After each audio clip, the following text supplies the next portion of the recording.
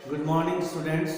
हम पढ़ रहे थे प्रोनाउंस के हम टाइप्स पढ़ लिए और टाइप्स से सबसे इम्पोर्टेंट टाइप में हमें जो 8वीं बोर्ड में आता है, 8वीं है 7वीं है, इनमें जो आता टॉपिक है वो रिलेटिव प्रोनाउन।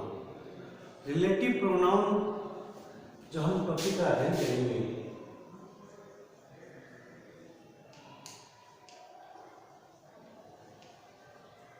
रिलेटिव प्रोनाउन हम इस कक्षा में, इस वीडियो में हम रिलेटिव प्रोनाउन के कुछ जो भी वर्ड हैं उनके बारे में, इसका यूज हम पढ़ेंगे।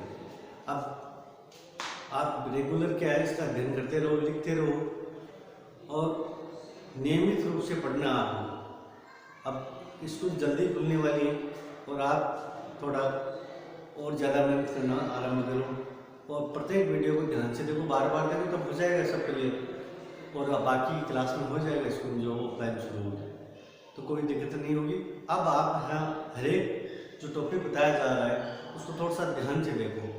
हाँ, हो सकता है थोड़ा कम समझ में आए, लेकिन उसके लिए अब क्या पता चले कि आपको कैसे बताया जाए, लेकिन वीडियो बार बार देखोगे तो आपको, मुझे लगता है कि सारे समझ में आ जाएंगे। अब रिलेटिव प्रोनाउन क्या होता है? रिलेटिव प्रोनाउन क्या करता है?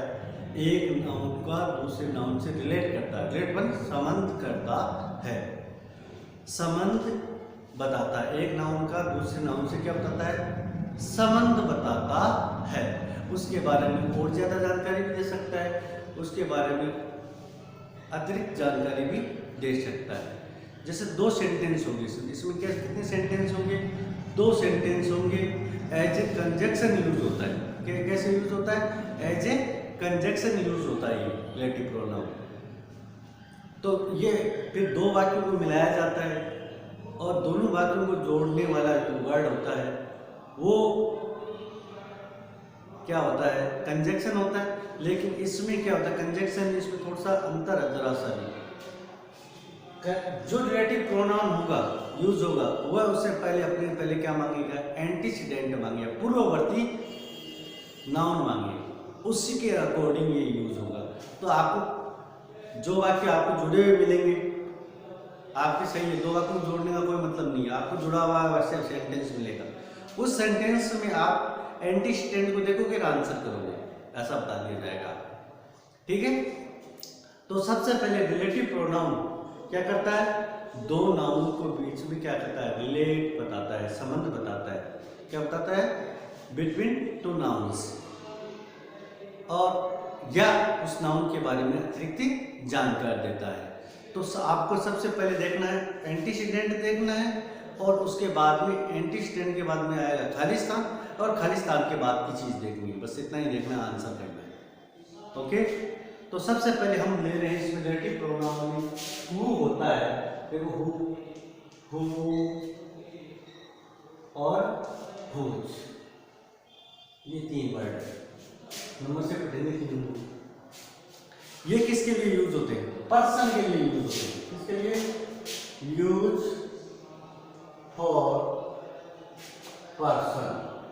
तीनों का यूज किसके लिए किया जाता है? व्यक्ति के लिए किया जाता है, पर्सन के लिए किया जाता है। तो पर्सन के लिए हम यूज करेंगे जब पर्सन वाक्य का सब्जेक्ट है। क्या है? सब्जेक्ट। पहले थोड़ा समझा दो इनको, तीनों को, बाद में एक एक को ले लेंगे। तीनों एक ही चीज है, पर्सन के लिए तीनों यूज होंगे। और ये पर्सन थिंग सब के लिए यूज हो सकता है। ठीक है, क्योंकि ये संबंध बताता है, एक वस्तु का दूसरे वस्तु से संबंध बताता है। पोजीशन बताता है, पोजीशन के लिए सारी चीजें एक वर्ड यूज होता है, हुज। जहां यूज फॉर पर्सन सब्जेक्ट के रूप में तो हु यूज होगा, और ऑब्जेक्ट के रूप में हो तो हुम यूज होगा पर्सन के लिए, और पोजीशन के लिए हो, इसके लिए पोजीशन के लिए हो तो हुज होगा। लेकिन यहाँ पर्सन प्लस थिंग भी हो जाएगा। ठीक है, थिंग के लिए, एनिमल के लिए और पर्सन के लिए, तीनों के लिए हुज पोजीशन का काम करेगा, पोजीशन बताएगा तीनों के लिए, है ना। तो ये तो तीनों के लिए यूज होगा, ये दो के लिए यूज होगा। तो अब आपको सेंटेंस में ये देखना है कि ये सब्जेक्ट के स्थान पर आ रहा है या ऑब्जेक्ट के स्थान पर आ रहा है। बस क्लियर है बात, ये पोजीशन बताएगा। तो कहने का मतलब है कि आपको इन चीज़ों का ध्यान देना है, सिर्फ कौन सा, केस का ध्यान देना है, कारक का, और कारक के अकॉर्डिंग हूँ और हुज का यूज हो जाएगा। अब देखो हु का लेते हैं, आपको तीन होते क्या है, इसमें एक में सब्जेक्टिव, एक में ऑब्जेक्टिव, एक में पॉजिटिव केस है। अब देखो पहला है हु,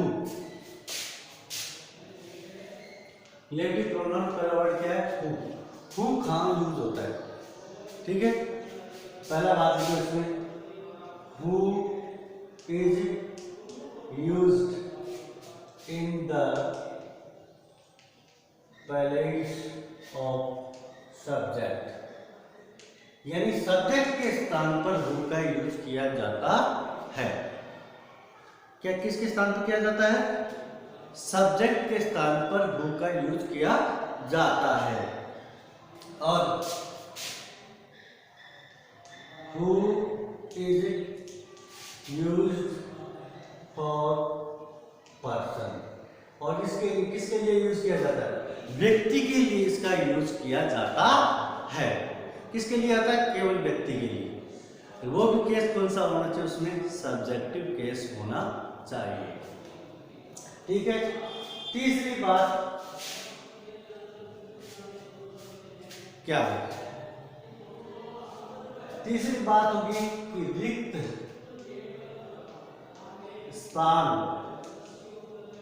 के बाद, ठीक बात, यानी आफ्टर द ब्लैंक, ब्लैंक के बाद, आफ्टर ब्लैंक क्या होगी, या तो क्या होगी वर्ब होगी, या क्या होगा, या होगी हेल्पिंग वर्ब, हेल्पिंग वर्ब होगी, ठीक है। किस स्थान के बाद होगा, या तो होगा मैन वर्ब और या होगी helping verb plus man verb, ऐसा स्ट्रक्चर सेंटेंस का बना होगा, ठीक है। तो आप इसका फॉर्मूला बना सकते हो इस आधार पर। एंटीसीडेंट के रूप में क्या होगा, पर्सन होगा, क्या होगा, पर्सन। फिर क्या होगा, ब्लैंक। टू सेंटेंस होंगे, ये इसमें कोई दो राय नहीं, दो सेंटेंस जुड़े हुए होंगे, आपको लिखा हुआ मिलेगा। तो ठीक है, रिक्त स्थान से पहले एंटीसीडेंट के रूप में क्या होगा, ये है एंटीसीडेंट, एंटीसीडेंट। एंटीसीडेंट यदि नाउन है, नाउन क्या होना चाहिए, वो पर्सन होना चाहिए, क्या होना चाहिए, पर्सन। तो ये यहाँ क्या मिलेगा, आपको पर्सन मिलेगा। और रिक्त स्थान के ठीक बाद क्या मिलेगी, प्लस वर्ब या एचवी डॉट डॉट डॉट आगे सेंटेंस मिलेगा। तो आपको हु का यूज करना है, समझ में आया, दोबारा देख लो। ठीक रिक्त स्थान से पहले कोई व्यक्ति का नाम हो, यानी पर्सन होना चाहिए, जानवर नहीं, थिंक नहीं। और रिक्त स्थान के ठीक बाद क्या होना चाहिए, या तो मैन वर्ब हो, या फिर क्या हो, helping verb plus man verb हो, एचवी प्लस मैन वर्ब। तो आपका आंसर क्या होगा, हु आंसर होगा, ये सीधा तरीका है। देखो, I know mister Kumar Khalistan teachers us English, ये सेंटेंस है।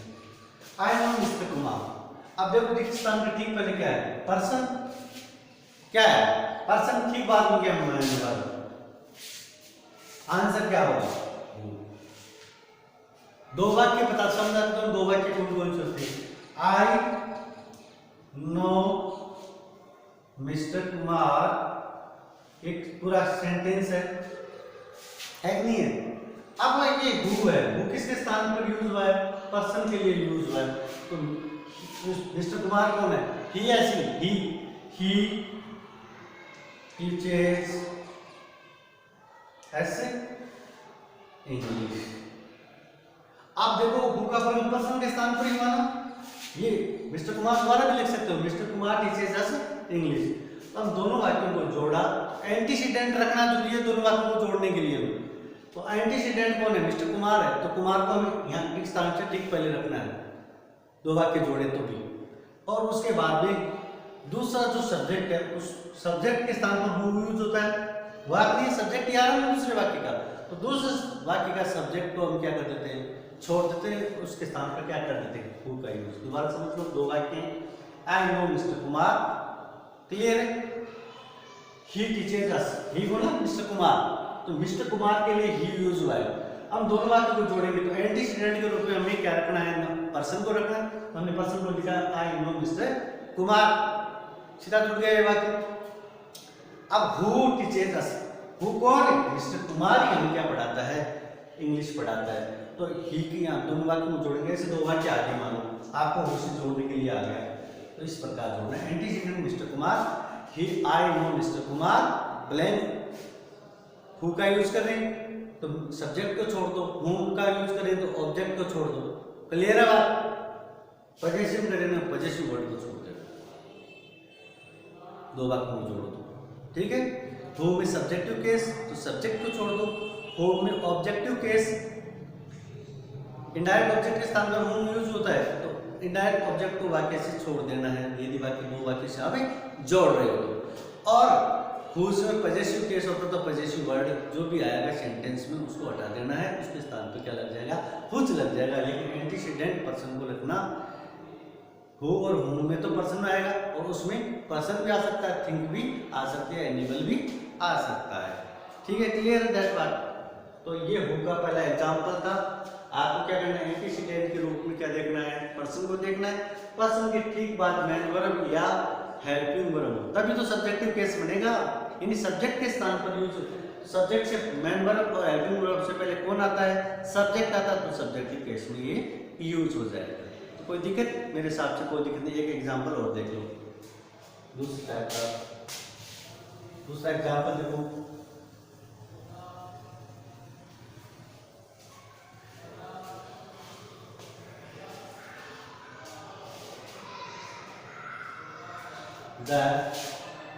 दूसरा एग्जांपल, द बॉय खालिस्तान। वो ठीक बात, क्योंकि सेंटेंस पर निर्भर करता है, एंटीसीडेंट रखना है तो इस वाक्य में सब्जेक्ट के रूप में दे दिया दो वस्तुओं की। तो the boy is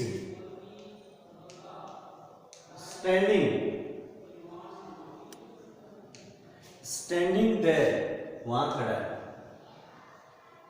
is my friend या ब्रदर। अब देखो, अब आपको शुरू में खालिस्तान आ गया, कोई दिक्कत नहीं है। एंटीसीडेंट के लिए दो सेंटेंस पहले बनाओ, द बॉय इज, अब दूसरा यहां से है ना, इज माय ब्रदर। ये क्या है? ही, बॉय के लिए क्या यूज करेंगे? He is standing there. दो वाक्य हो गए। अब इन दो वाक्य को जोड़ेंगे तो ब्राउजर को रख नहीं सकते, ये बॉय नाउ इसको भी रख सकते थे, लेकिन इसको रखो, पजेसिव वर्ड लेना होता है इसका। तो बॉय को एंटीसीडेंट रखा, दो के बाद में देखो man verb plus helping verb, और मैन वर्ब आएगी नहीं आएगी? एक में सीधी मैन वर्ब आएगी, टेंस पर निर्भर करेगा वो तो, कि मैन वर्ब आएगी साथ में हेल्पिंग वर्ब आएगी, वो तो आपको अकॉर्डिंग टू टेंस होगा। लेकिन आपको देखना क्या है, स्थान के ठीक बाद क्या है? Helping verb plus man verb है या फिर सीधी मैन वर्ब हो। और जो ब्लैंक है, ब्लैंक से ठीक पूर्व क्या हो? कोई नाम हो, कोई पर्सन हो, क्या हो? पर्सन हो। तो आप किसका यूज करेंगे? हु का यूज करेंगे। अब इसमें देख लो क्या है? Boy is my brother, he is standing there. अब इनको हु से जोड़ोगे तो एंटीसीडेंट जो मुख्य वर्ड कौन सा है? बॉय है। बॉय कौन है? भाई है उसका, मेन वर्ड ये तो आप, भाई कौन है? बॉय कौन है?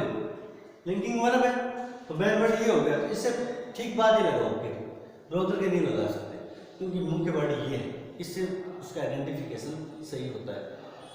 बॉय कौन है? भाई। भाई कौन है? बॉय। तो जब बॉय के बाद रिक्त स्थान लगाया, इस वाक्य को बाद में लास्ट में ले जाओ, पहले ये लगा। इसका देखो बॉय के लिए क्या यूज हुआ? ही।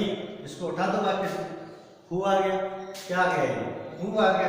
स्टैंडिंग देयर, फिर लास्ट तक जो वाक्य बचा हुआ, तो मेरे हिसाब से कोई दिक्कत नहीं होगी। दिक्कत है तो एक और बता दें भी, और तो क्या है एग्जाम्पल और बता देंगे, आपको भी कहीं मिल जाएंगे ऐसे।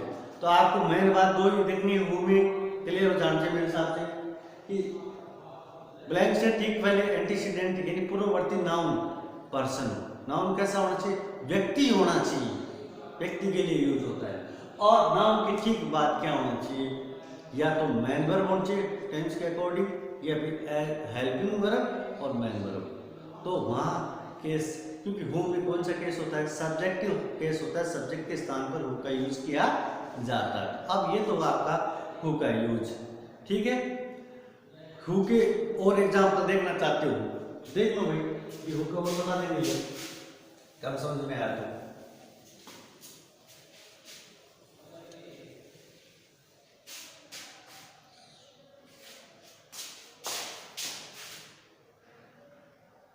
I knew the girl Khalistan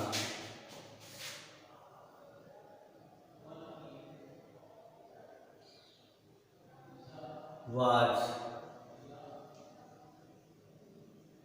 singing song। ये क्लियर? अब देखो, आई न्यू द गर्ल, मैं इस लड़की को जानता हूँ। शी वाज सिंगिंग सॉन्ग, गाना कौन गा रही थी?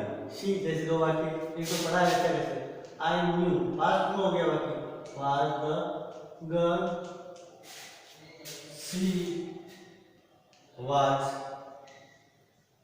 Singing songs. क्लियर है? दो सेंटेंस थे, किसको जाना? मैं ये तो पर्सन, तो यहीं लगा लिया। दूसरे सब्जेक्ट के स्थान पर यूज हुआ सी। सी किसके लिए यूज हुआ है? गर्ल के लिए। गर्ल के स्थान पर सब्जेक्टिव केसेस से ले वाक्य में, तो क्या बढ़ जाएगा? हु। आंसर मिलाना भी इसी प्रकार है। अब मान लो आपको आंसर के लिए कंफ्यूज हो हु वाले, तो उसके दो टुकड़े कर दो सेंटेंस, और उस सेंटेंस में वो कौन सी चीज मिसिंग है? सब्जेक्ट मिसिंग है तो हु। इसमें कौन सी चीज मिसिंग थी? सब्जेक्ट की सी मिसिंग था, यानी वो गर्ल मिसिंग थी, यानी गर्ल के लिए यूज क्या हुआ? सी। तो वो सब्जेक्ट के स्थान पर आ रही है दूसरे सेंटेंस में, तो हु बढ़ना है, सब्जेक्टिव केस हु। और यदि उसमें ऑब्जेक्ट मिसिंग हो रहा है दूसरे सेंटेंस में, यानी इनडायरेक्ट ऑब्जेक्ट, तो हुम करना है। और यदि वहां पजेसिव मिस हो रहा है तो वहां क्या करना? आपको हुज करना है। आगे बात क्लियर है हु का? और कोई वाक्य बता दो, एक बार और बता दीजिए, जैसे द गर्ल